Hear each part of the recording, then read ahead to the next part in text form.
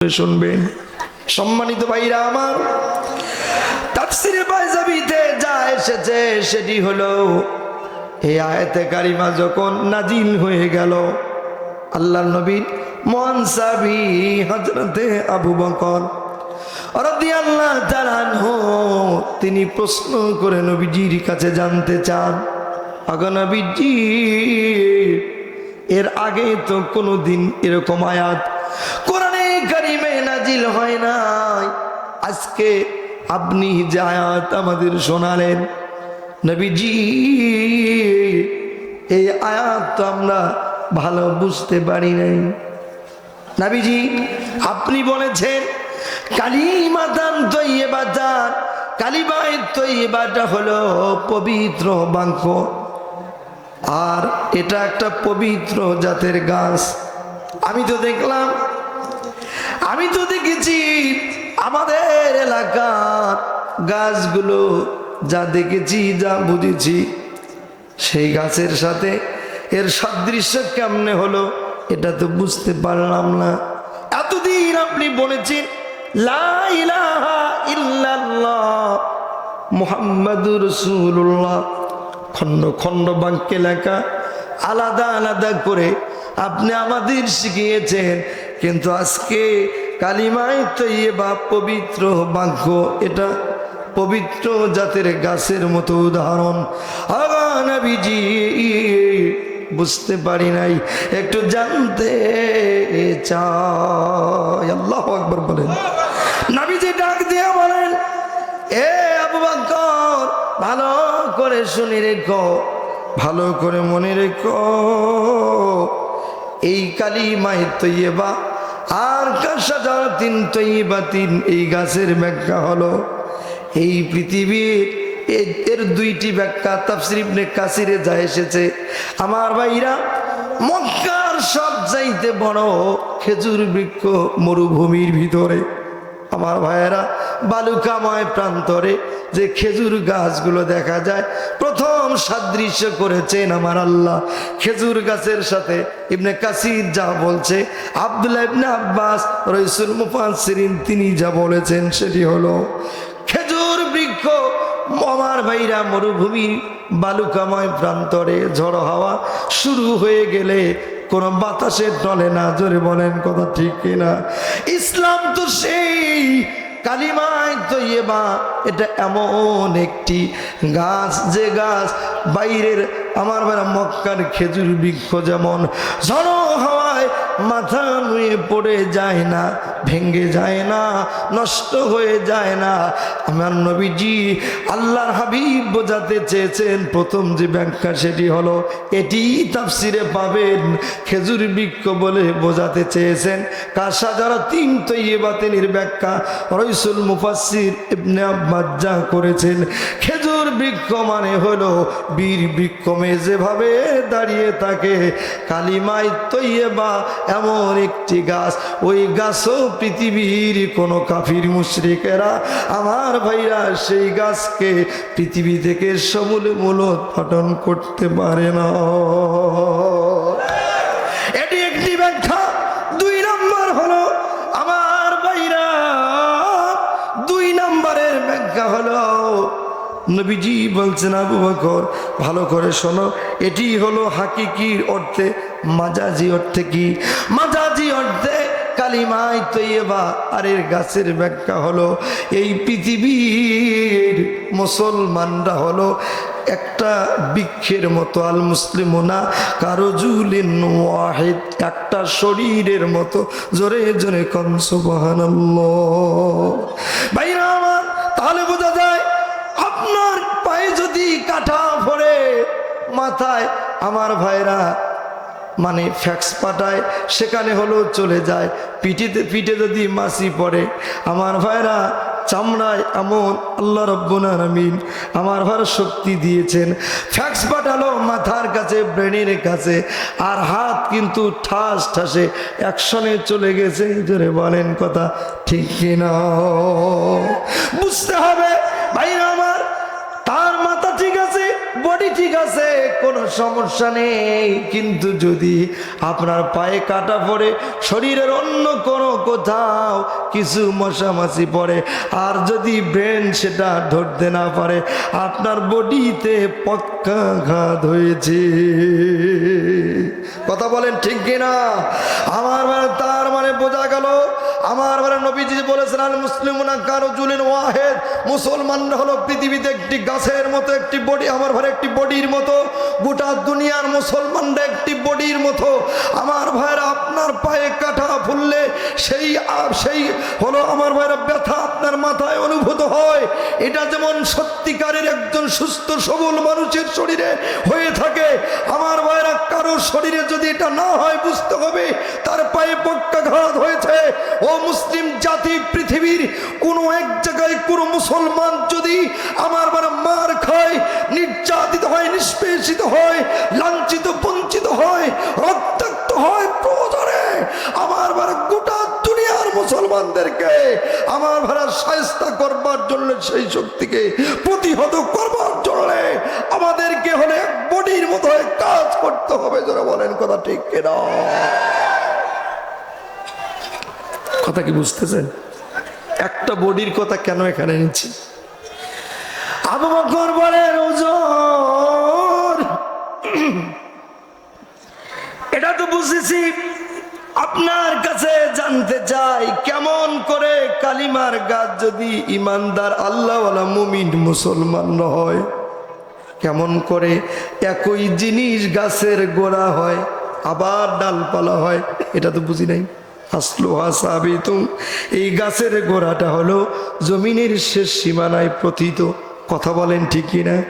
নবীজি বলেন, এ আবু বকর ভালো করে শুনে রেখো, সেটি হলো এই পৃথিবী ছেড়ে যখন কোন ইমানদার মুমিন মুসলমান দুনিয়া থেকে চলে যায়, বলো তো লোকটাকে আমরা কোথায় দাফন করি? জোরে বলেন তো, কোথায় রেখে আসি? কবরে। জোরে বলেন, কোথায়? মাটির নিচে, কবরে। কথা বলেন ঠিক কিনা? আবু বকর একজন ইমানদার আল্লাহওয়ালা মুমিন মুসলমান মরে যাওয়া মানে হচ্ছে কালিমার গাছের একটা শিকড় বেড়ে গেল। সুবহানাল্লাহ বলেন, আরো জোরে কোন সুবহানাল্লাহ। হুজুর এটা বুঝলাম, কেমন করে ডালপালা হয়? ফারুহা ফিস সামা, এটা আসমানে পরিবৃপ্ত কিভাবে? নবীজি বলেন, এটা বোঝনি? এটি হলো যখন লোকটাকে কবরে রেখে আসলাম, বলো তো রাখার সাথে সাথে রুহুটা কোথায় চলে যায়? বলে ইল্লিনে চলে যায়। কোথায়? ইল্লিন কোথায়?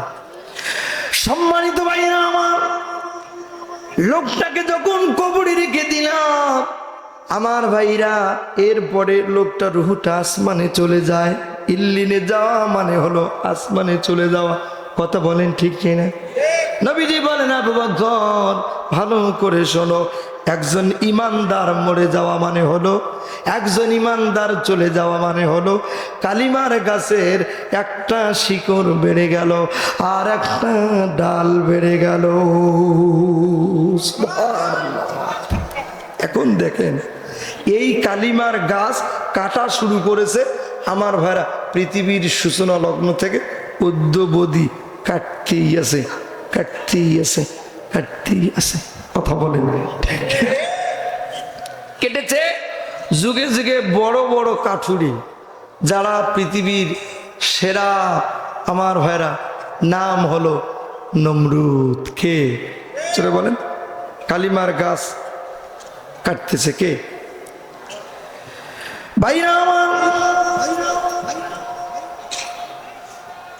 হযরতে ইব্রাহিম আলাইহিস সালাম দাওয়াত নিয়ে গেলেন নমরুদের কাছে যে তোমার খোদাগিরি বাদ দাও, তোমার প্রতাপশালী দম্ভ অহংকারী যে ক্ষমতার দাপট সব ছেড়ে দাও, আল্লাহর পথে আসো।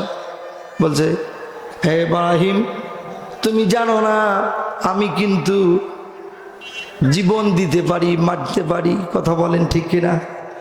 আমার ভাইরা দাওয়াত দিচ্ছিলেন, কিন্তু দাওয়াত গ্রহণ না করে কালিমার গাছ কেটে দেওয়ার ষড়যন্ত্র করলো। কিভাবে? এ ভাইরা একটা তাফসিরে এসেছে একটা তীর ধনুক নেওয়া হলো, আকাশের দিকে তীরটা ছুড়ে মারবে, বলছে হয় ইব্রাহিম তোর যে আল্লাহর দাওয়াত দিতে এসেছো ওই আল্লাহকে আমি গুলি করে মারবো। নাউযুবিল্লাহ, তোর আল্লাহকে আমি গুলি করে মারবো। আমার ভাইরা এভাবে করে এবার আমার ভাইরা চারটা শকুনের কান্দের উপরে ভর করে আসমানের দিকে ছুটে চললো তীর ধনুকটা নিয়ে। মা জাকাশ আমার ভাইরা উপরে উঠে এবার বলল, আল্লাহ আমি তো ভিতরে ভিতরে তোমাকে মানি, কিন্তু আয় আল্লাহ তোমার বান্দাদেরকে পরীক্ষা করবার জন্য আমার প্রয়োজন এই তীরটার মাথায় একটু রক্ত দরকার। আল্লাহ বলে, Jibril this is my order, so follow, জলদি করে চলে যা, নমরুদের মারা তীরটা ধরে সামুদ্রিক একটা মাছের বুকে লাগায়া দে। আমার ভাইরা আল্লাহ যখন অর্ডার করলেন এবার ঠিক তাই হয়ে গেল। নমরুদের মারা তীরটাকে ধরে আমার ভাইরা জিবরিল রক্ত মেখে তীরটা হাতে তুলে দিল। এবার আমার ভাইরা নমরুদের এই তীর পাইয়া এবার আমার ভাইরা নিচে নেমে এসে নমরুদ বেজায় খুশি, খুব 133 সেন্টিমিটার, কথা বলেন। আজও এর আগে অন্নবাস করেছি, তোমরা যারা গোটা দুনিয়ায় বাংলাদেশ সহ ক্ষমতা পাইয়া মনে করেছিলা যে আমরা বুঝি পেয়ে গেছি, আল্লাহ রাব্বুল আলামিন আমার ভাইরা গত 5 তারিখে 5 আগস্ট সব দাবট প্রভাব প্রতিপত্তি সব ড্যামেজ করে দিয়েছে। জোরে বলেন কথা ঠিক না? নমরুদের আমার ভাইরা তীর পাইয়া বেজায় খুশি হয়েছিল, কিন্তু শেষ পরিণতিটা ভালো হয় নাই। আমরাও বলেছিলাম, সতর্ক করেছিলাম যে এখনো সময় আছে, ফিরে আসো। আমাদের কথা আমার ভাইরা কাঠমোল্লা বলে ওরা তুড়ে সরাই দিয়েছে, কথা বলতে দেয় নাই। ওরা মনে করেছিল আমার ভাইরা ক্ষমতা পাইয়া দেশটা ওদের আসলে না। মনে রেখো, তোমার থেকেও বড় বড় স্বৈরচারীরা নমরুদ, ফেরাউন, সাদ্দাত, কারুন, আমার ভাইরা হামান, আবু জাহল টিকতে পারে নাই। জোরে বলেন কথা ঠিক কিনা? গাছ কাটতেছে নমরুদ, বলছে হে ইব্রাহিম তোর দাওয়াত গ্রহণ করব না, তোর আল্লাহকে গুলি করে মারি দিব। নাউজুবিল্লাহ। এরাও চাইছিল, কিন্তু আসলে সেটা সম্ভব হয়েছে। জোরে বলেন, জোরে বলেন। আমার ভাইরা আল্লাহ রাব্বুল আলামিন কৌশল করলেন, মশা থাকা রাজধানী হলো কোহে কাপ, কি নাম বললাম, ছেড়ে দিলেন। লক্ষ লক্ষ কোটি কোটি মশা ছুটতে শুরু করলো। কখন আল্লাহ রাব্বুল আলামিনকে সিজদায় পড়ে গেল আমার ভাইরা আল্লাহর পয়গম্বর হযরত ইব্রাহিম আলাইহিস সালাতু ওয়াস সালাম ডাক দিয়ে বলে, ও আমার মালিক, ও দয়াবান আল্লাহ, নমরুদকে একটু জানান দেওয়া দরকার। আল্লাহ বলে, সাইজটা কি বড় আকারে হবে নাকি ছোট আকারে হবে? আল্লাহ বলে, আল্লাহ যখন এই কথা বলে হযরত ইব্রাহিম আলাইহিস সালাম বলে, আল্লাহ আগে যদি হয় বড় আকারে হলে তো আগে ভাগেই টের পাবে, আস্তে আস্তে হওয়া দরকার। কথা বলেন ঠিক কিনা? ভাইরা আমার, আল্লাহ বলেন, যাও মশা থাকা রাজধানী কোহে কাপ খুলে দিলাম, তোমার দোয়া কবুল হয়ে গেল। ওদিকে এবার আমার ভাইরা নমরুদ 80,000 বাহিনী নিয়ে রেডি হয়ে গেল, আল্লাহর বাহিনীর সাথে যুদ্ধ করবে। এ ভাইরা কিন্তু মজার ব্যাপার হলো, বাহিনী রেডি হয়ে গেল, আল্লাহ বাহিনী ছাড়লেন। মশা থাকা রাজধানী কোহে কাপ থেকে মশা ছুটতে শুরু করলো। এক পর্যায়ে লক্ষ লক্ষ কোটি কোটি মশা চলতে শুরু করলো। আর এক মশা ভাইয়ের গায়ে লেগে একটা মশার পা ভেঙে গেল। ডাক দিয়া বলে, ওগো দয়াবান আল্লাহ, তুমি নাকি আমার 3 গুণ মর্যাদা বাড়ায় দিয়েছো। কই আমি তো মর্যাদা দেখি টেকি না। আল্লাহ বলে, জিবরিল যা গিয়ে লাগনা মশাটাকে আস্তে করে ধর, এটা ধরে নমরুদের নাকের ডগার কাছে ছেড়ে দে। এ ভাইরা আল্লাহ রাব্বুল আলামিন বললেন, আর হলো এবার জিবরিল চলে আসলেন। ওয়া মাকারু ওয়া মাকারাল্লাহ আল্লাহু খায়রুল মাকিরিন।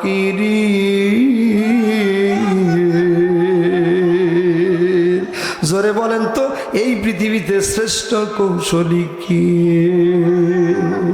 আল্লাহ বলেন যাও জিবরিল গিয়ে মশাটাকে নাকের ডগার কাছে ছেড়ে দাও।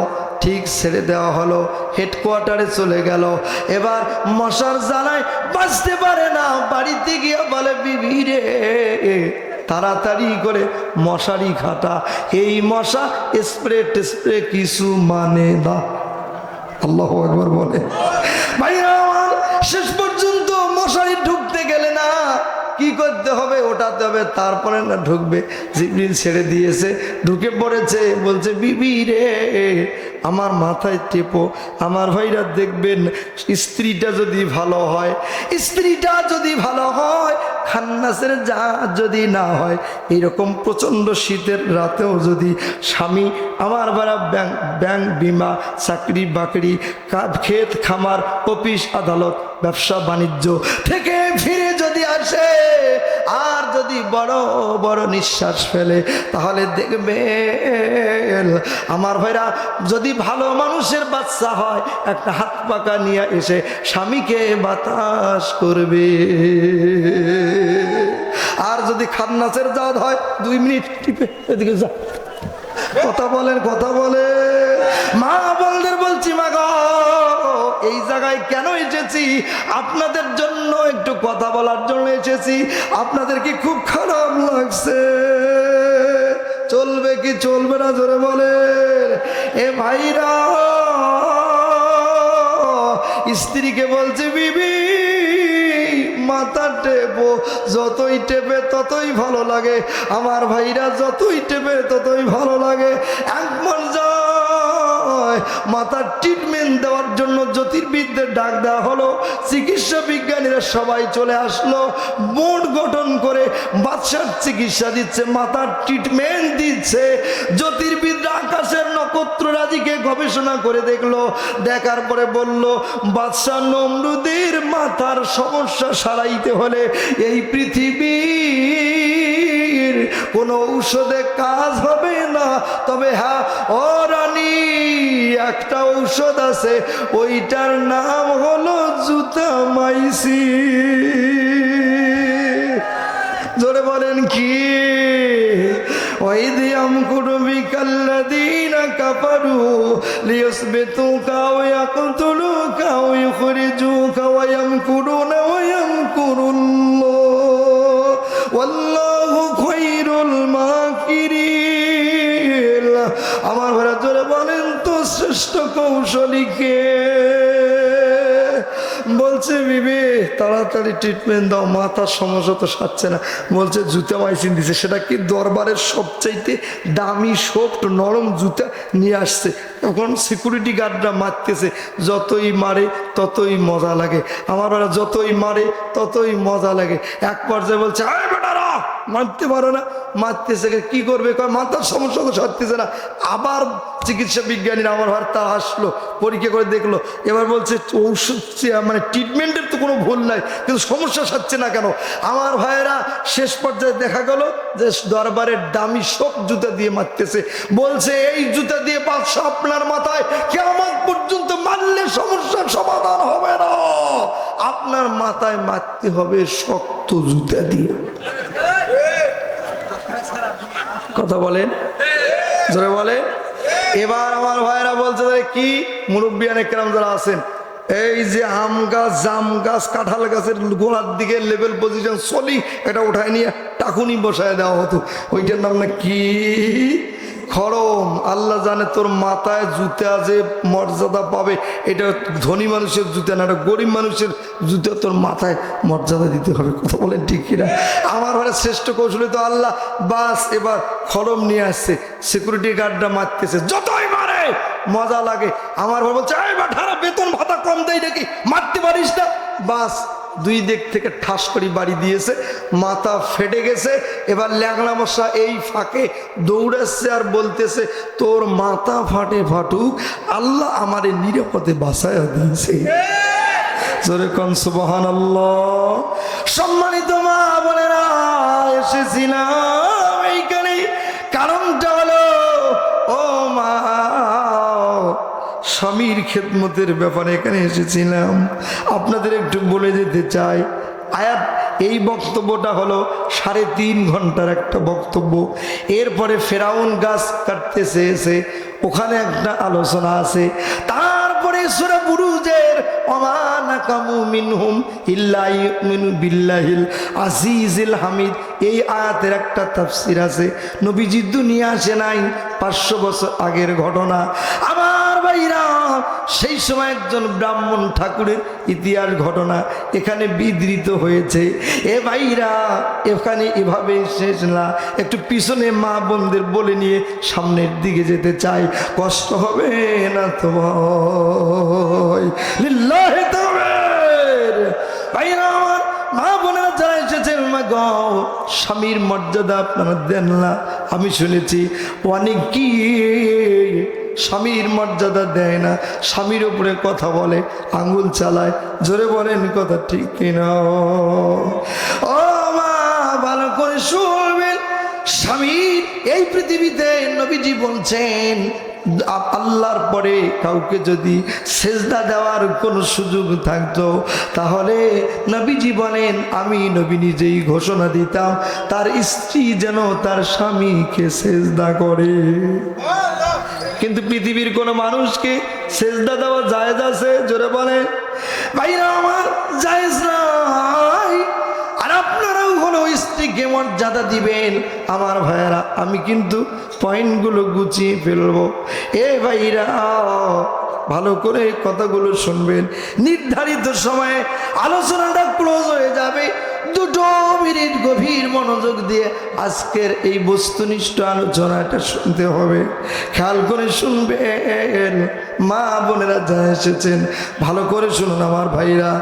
মা যখন আতুর করে যাবে, এই যুবকেরা 2 মিনিট খেয়াল করে শুনবি। মা যখন আতুর ঘরে যাবে, তখন ওই সময় আমার ভাইরা দেখবেন, জনম দুঃখিনী গর্ভধারিণী মা চাবির থোড়াটা স্বামীর হাতে তুলে দিয়ে বলে, প্রাণের প্রিয়তম স্বামী গো, আমি তো আতুর ঘরে যাচ্ছি, ডেলিভারি রুমে যাচ্ছি, আমাকে মাফ করে দিও। বান্ধবীর ফোন দিয়ে বলে, বান্ধবী আমার জন্য দোয়া করো। ভাইরা আমার, শ্বশুরকে বলে, শাশুড়িকে বলে বিদায়ের জন্য দোয়া চায়। নর্মাল ডেলিভারির একটা চিত্র আপনাদের তুলে ধরতে চাই। এই যুবকরা কান খাড়া করে আজকের এই বক্তব্যটা শুনবি, ভালো করে শোন ভাইরা আমার। এবার জনম দুঃখিনী গর্ভধারিণী মা কখন বুঝতে পারে আমাকে আতুর ঘরে যেতে হবে? ইমাম গাজ্জালির দর্শন প্রমাণ করেছে। ইমাম গাজ্জালি বলেন, আল্লাহ রাব্বুল আলামিন রহমতের ফেরেশতাগুলো মায়ের পিঠির ভিতরে পাঠায়া দেয়, দিয়ে সন্তানটা যখন আমার ভাইরা একেবারে পরিপূর্ণ বয়সে পৌঁছে যায়, মায়ের পিঠির ভিতরে সন্তানটা কিন্তু মোট 4500 বার লাথি মারে। এর ভিতরে প্রচন্ড লাথি হলো 4টা লাথি। আমার ভাইরা, এই 4টা লাথি কখন মারে ভালো করে শুনবেন। মায়ের পিঠের ভিতরে সন্তান আসার পরে এ ভাইরা 4.5 মাস বয়স হলে সন্তানটা কিন্তু কান পায়। ও মা, যেহেতু মা বোনদের জন্য আলোচনা একটা টপিকস রাখতে বলা হয়েছে, সেই জন্য এসেছি। যুবকেরা ভালো করে শুনবি।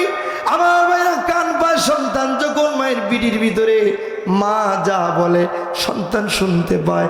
আমি বাজারে যাচ্ছিলাম, একটা পাশের ঘর বাড়ি থেকে আওয়াজ আসে, এ শহরের বাচ্চা, আর স্ত্রী স্বামীকে গালি দিচ্ছে, এ কুত্তার বাচ্চা। এখন বলেন তো, শহরের বাচ্চা আর কুত্তার বাচ্চা একসাথে হলে কিসের বাচ্চা হবে? কথা বলেন ভাইরা আমার। এই জন্য দেখবেন আমার ভাইরা, ছোট ছোট বাচ্চারা এখন কথা সব মুখস্থ, থোড়ের বার্তা, থোড়ের বার্তা। কথা বলেন ঠিক কিনা?